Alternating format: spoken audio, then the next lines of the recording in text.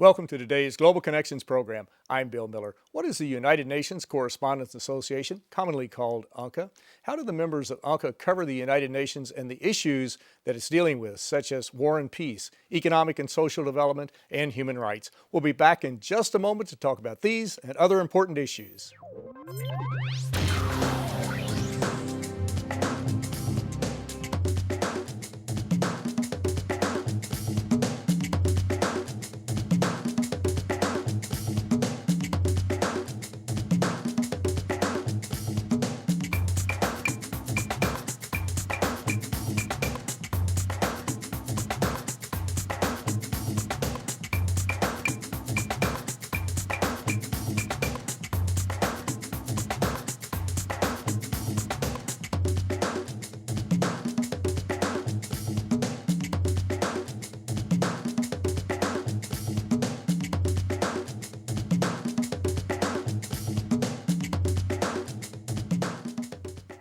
Welcome back to our program. Today we're going to look at a very interesting organization, the United Nations Correspondents Association, and take a look at how the media, both domestic and international, cover a wide range of issues that are being dealt with by the United Nations and the 193 countries of the General Assembly. My guest today is an expert in this area.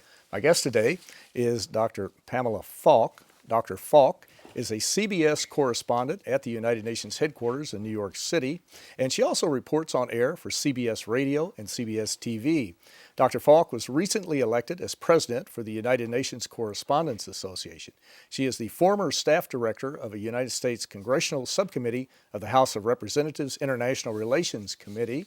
Dr. Falk has a JD from Columbia University and a PhD from New York University, USA. Dr. Pamela Falk, welcome to today's Global Connections program. Very good to be here, Bill. I appreciate you being with me. Pam, let's talk about UNCA, the UN Correspondents Association. You're the new president. Absolutely. Well, first off, when was UNCA started? Why was it started? How many members do you have? It's a very interesting organization, and it's a great honor to be president. I'm delighted by it. It was just this past January. And it started in 1948 in Lake Success, when the UN was really trying to get up to speed. It was a few years in, and the UN Correspondents Association had actually started with the League of Nations in another name, inherited all of the idea of the Correspondents Association, which is basically a trade association of all the correspondents of the UN. And the goal and the aim in the Constitution is to meet diplomats, to cover the UN, to try to increase access, and then to have some social events and really get the correspondents together with diplomats so they can understand what they're covering. It started with about 50 members, and now it's up to over 200. And it really represents all of the countries around the world and all of the regions. In the beginning, it was just Canada and the United States principally. Do you have a breakdown of how many are international media as opposed to domestic? I know CBS, Yes. CNN, Global Connections Television are members of UNCA, but do you have a rough idea? I'm with a U.S. Exactly, right. news organization. CBS. But all the news agencies are there too, and it's approximately 70% international now. And it obviously started basically being American. We were the host country, most of access. People hadn't really understood what it would be to have a correspondent actually based at the United Nations. And very soon after, it started to grow with the membership of the United Nations. And it represents so many different regions. We have really small news organizations from all around the Arab world, Asia, Africa, everywhere. And then there are different sides of news organizations. In Cuba, for example, we have Radio Marti and Prensa Latina, the U.S.-based Cuba coverage, and of course the Castro-based Cuba coverage from Cuba. So we really try to bring in everyone who is interested in covering the UN. And it's a very good venue. I mean, part of the issue is what I try to do in coverage is say it's not only the United Nations, it's who's in the building. And that's the fun part of it. That's true. Now, at the dinner, the banquet in 2012, Yes. you received a very prestigious award, the Elizabeth Newfer Memorial Award, the Gold Award for Written Media. What exactly was that award, and how did you win it? And congratulations, by the way. Thank you very much. Yes, it was a month before I was elected, and it was a great honor. I did a lot of coverage of everything. This one was a General Award for written coverage of the United Nations issues. And I traveled with the Secretary General to the Middle East and Gaza, Jerusalem, all around Jordan. And then also did a lot of one-on-one interviews with ambassadors. And those are where you really get a lot of information about how they view their country, how they view crises. And so I had filed all of that, and I submitted it, or CBS submitted it, and they have a panel. Now I'm in charge of the organization, and we keep very independent, but we have a panel of judges that looks at this, and I was very honored to be not only awarded it because of what I had done this past year, but also because of Elizabeth Newfer, who died in Baghdad in 2003. And so it was in her honor that the award was founded. And there's another one, Ricardo Ortega, that's in the honor of a journalist who died in Haiti. So it's, and that's for broadcast journalism. So there's another one for environment that's sponsored by UN Foundation. And there's another Monaco Award for the climate coverage. So it's really great. Now I see it from this side, we get submissions from all around the world. It's really remarkable. The internet has helped a great deal. Now, you mentioned you were with the Secretary General as a journalist. You were Yes. traveling. You went to Saudi Arabia and various areas. But you also went to Paris and covered the Friends of Libya Yes. conference. What exactly is the Friends of Libya conference, and what came out of that? This was a conference that took place before there was an actual transition, but it was a very curious moment in time because the Libyan ambassador, the deputy ambassador first and later the ambassador at the United Nations, had actually defected, had decided to support the opposition. So people don't always understand. Here's the seat of Libya. All of a sudden, I'm the ambassador, and now I'm saying I am actually representing the opposition. And so it was a very smooth way, unlike what we see in Syria, and we can get back to that, but where the ambassador himself was now endorsing the opposition. The UN was then able, the Credentials Committee, to switch it so that the opposition was in that seat. Back in Paris, where I was, the government was still in power, but everyone knew there would be a transition. The UN had passed a resolution for a no-fly zone and gotten the authorization to try to support and protect the civilian population.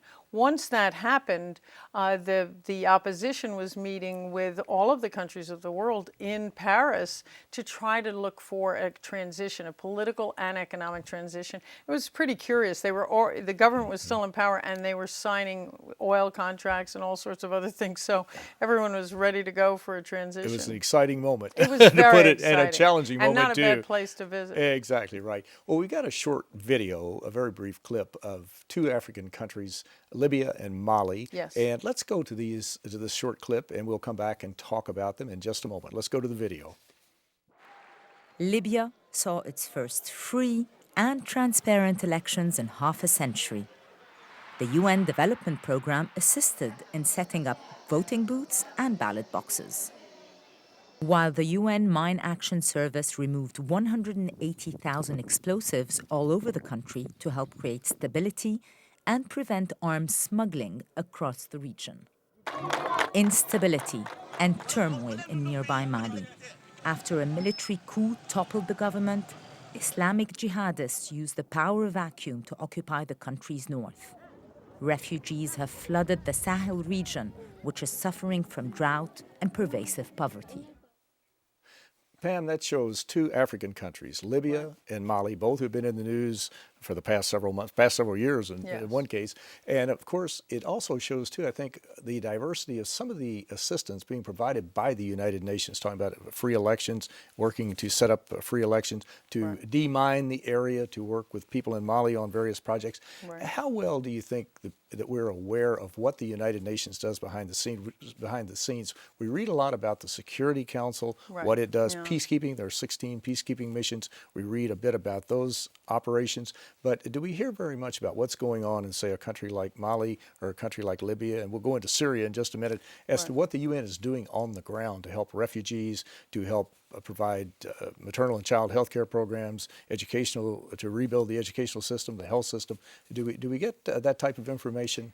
We do, and we try to cover it as correspondents throughout the UN. Everyone tries to. The problem is, you know, the rule in the news, and it's a little cynical, but if it bleeds, it leads. And what that really means is that the headlines are crisis headlines. So, of course, we do cover a lot more of when there's a war, a toppling of a government. What did it mean for Muammar Gaddafi to be killed? I mean, what does it mean even for the sons to be tried in Libya rather than International Criminal Court? There's so many follow-up issues. But to your point, what happens right after a transition and even during a conflict is 20 sometimes, sometimes less, but UN agencies are on the ground. The relief agencies, UNESCO, UNICEF, the refugee agencies, the humanitarian affairs, and they're all there. And peacekeepers are there. And so part of the issue is who can actually cover how much it means to people when they're trying to get kids back in school. You can't lose a generation in a war. And so all of that is the really successful part of the UN. This has been a very hard year to cover the UN, and the general sense in the public, at least in the United States, and I think to some extent around the world, is that here are really tough problems, and the UN hasn't solved them, and we'll get to Syria. Now, in Libya, it had a funny result. Both China and Russia felt the UN had made this mandate for a no-fly zone to protect civilians, and their argument was the international community, US, France, and others had gone too far, and then really began to shut down any kind of resolutions that helped civilians in that situation as it's going on in Syria. And so sometimes there's a bit of a wave of effect where the UN does something, and then because it does something, it prevents future actions. And so we're in a tense period, but when the issues of refugee camps and how you get water and sanitation and schooling to kids, inoculations, I mean, you could go on and on. For a half hour, we could go on about what the UN does. Exactly. But that's not always covered. But I think in some ways we try to get that done, and that's the color of the story, the picture of the story, the little kids. The little kids in Gaza that we talked about. And you make a very important point. We make several, but one in particular jumps out. You say the United Nations. It seems like there are almost two United Nations. You have the Security Council, or perhaps a body with representatives from the 193 governments that make up the General Assembly. Right. Whether a policy is carried out or not depends upon those individual countries, really. The countries spell the success or the failure, whichever the case might be, at the United Nations. But then you also have the UN agencies, like the World Food Program, the UN High Commission for Refugees. Those are the sort of the bureaucratic agencies that shift into high gear when a disaster takes place, when there are problems like in Mali or Libya or wherever it might be. They're on the ground to help people and to deal with trying to get their lives back in order and to get out of harm's way. So it really is a very important point. As we look at the UN, there's almost two segments operating, perhaps the political versus the bureaucratic part of it, I guess. Yeah, you're on the money. I mean, it is ultimately a membership organization. And because I'm an international lawyer, it also came up during the whole November vote on Palestine. In other words, what did the UN decide when it said it was an observer state and voted in the General Assembly to make it an observer state? Did that make it a state? And you can get very complicated answers about what is a state. A state is whatever it says it is. Whether it's a member of the United Nations, it's up to the membership. Membership does not make a state a state. It makes it a member. And those kind of things, I think, actually helped people understand what the UN is, and that's to your point that it ultimately is the 193 countries, and that to me is it's still to anyone who comes and visits the United Nations, which I always encourage people to do, and they love to do. It's so iconic. Is the main thing that the UN is able to do is get everybody in the same place at the same time. There's a Dag Hammarskjöld quote about not delivering people into heaven, but saving them kingdom from hell. And the UN Secretary General was right about that, that the idea is to prevent the major conflicts of the world. Well, you're watching Global Connections Television, which is an independently produced program. The opinions expressed on Global Connections are solely those of the moderator and his guest. We'll be back in just a moment after this important message.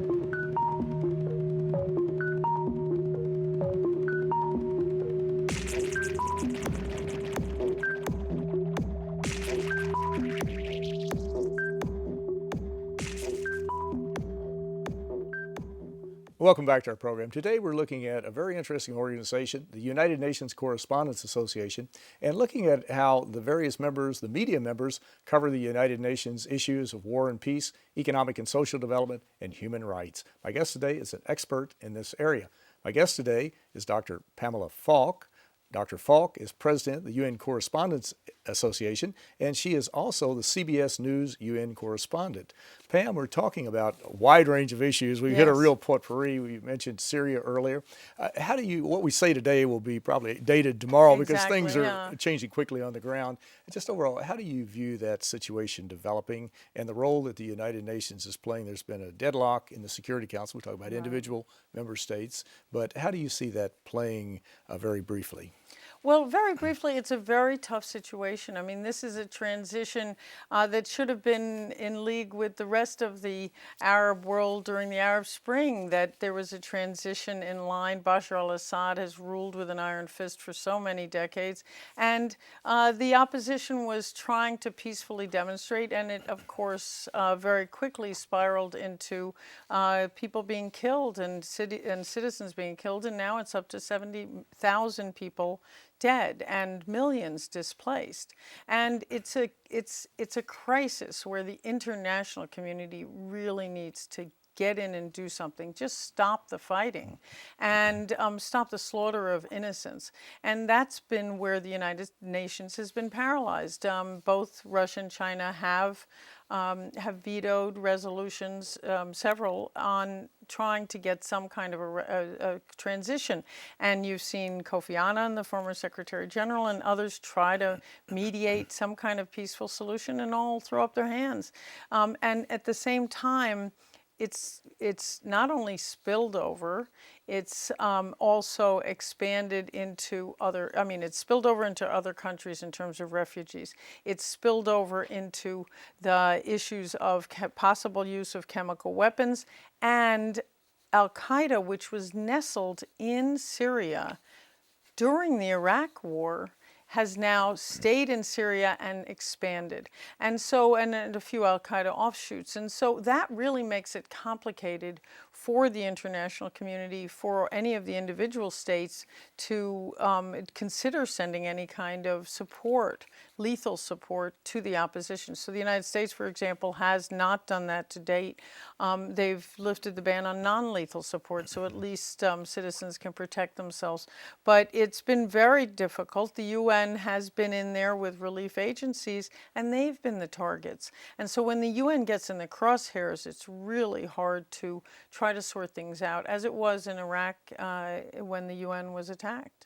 It certainly is a very difficult situation, and you cannot just walk in and promote peace and development and harmony overnight. It really, everybody has to be involved in this, and they have to take it seriously. And that was the same case with Mali. There was support at the UN Security Council, and yet it was taking a long time to put together. The UN doesn't have a standing army. It has to get contributors, and it was taking so long. The French went in and at least moved the radical Islamists to the north, but it's a very tough situation.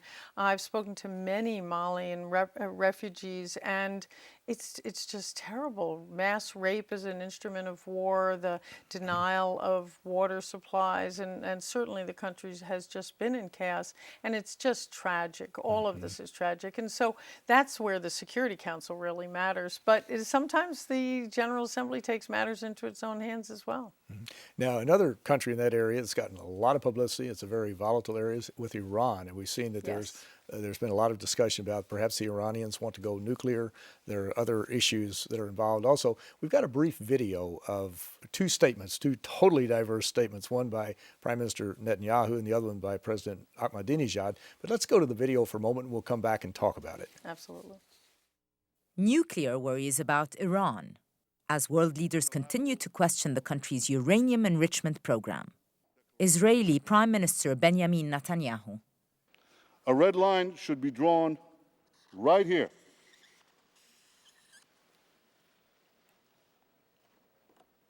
Before Iran completes the second stage of nuclear enrichment necessary to make a bomb. Iran insisted on the peacefulness of its nuclear program, and President Ahmadinejad accused the General Assembly of applying double standards. The United Nations, which were created with the purpose of expanding justice and reinstituting universal rights, have, in practice, been engulfed by discrimination, preparing a supportive ground for the domination of a few powerful countries. Well, Pam, as you can see, there are two totally diverse opinions on say. that. Facts, I'm sure both have on both sides. But what can the UN do differently in this particular area? Is there something? I know the International Atomic Energy Agency is trying to get into Iran and does from time to time. They have dialogue going. The UN Security Council has taken action against Iran.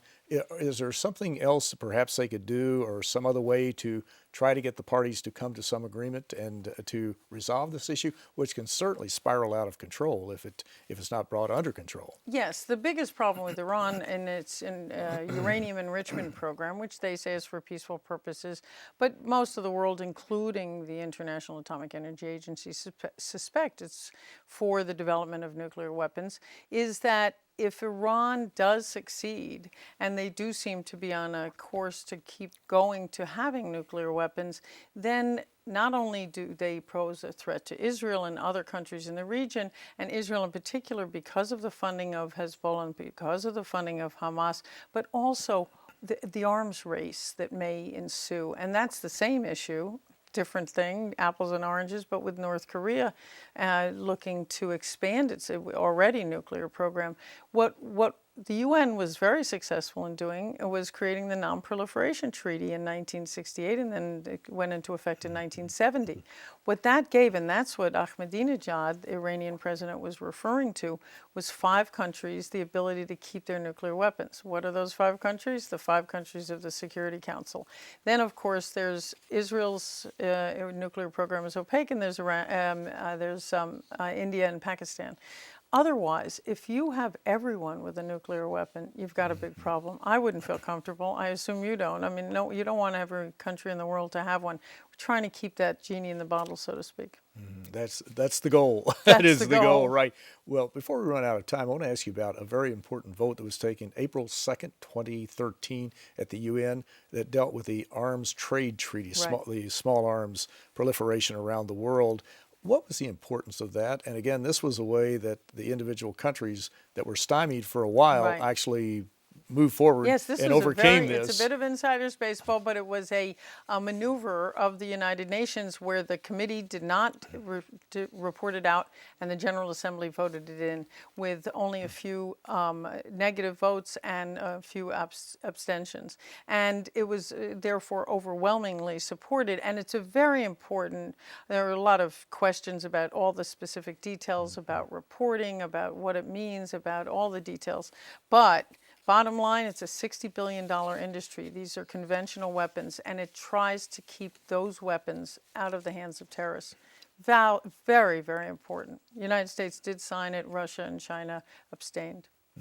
And of course, there was some concern by the National Rifle Association in the United Yes. States. It's unfounded, apparently, that there was concern that there was an attempt to take the rifles and guns away from American hunters and that yeah. type of thing and infringe upon the Second Amendment. But that is not the case, is it? No, no, this doesn't deal with that at all. It deals with illegal transactions in the trade of arms, and so that's and trade of arms to terrorist states and terrorist groups, and so it really wouldn't have any. I do foresee, though, quite a debate in the United States. The United States signed it, didn't ratify it yet. That has to get through the U.S. Senate, so we'll see where that one goes. But it's very important that the UN keeps moving forward on important treaties that try to get more peace and less war. Exactly. Well, Pam, we're down to about our last 45 seconds, unfortunately. Yeah. But as we look at the polls show that the majority of Americans they support the United Nations, but the polls also show that we do not understand the UN. Right. What can we do better to learn more about the United Nations outside of watch your reports on CBS? Along with that, of course. Go online to Exactly. www.cbs.com, news.com. But I think generally speaking, it's get more of the coverage of individual stories. When Beyonce, it was a great night here, featured a tribute to peacekeepers. You really got to see stories. When we cover stories like that, people understand it. I always say Americans in particular love to hate the UN, but anytime I say come down to see me for lunch, they say, please. You know, I haven't been there since third grade. It is an iconic institution, and it's a very important one in terms of global peace. Well, Pam Falk, it's very important. These issues are extremely important, and I want to thank you so very much for bringing us up to date on them. And thank you for a very interesting and a very informative program. Absolutely, Bill. Good to be here. Thank you. I'm Bill Miller. Thank you for joining us on today's Global Connections program.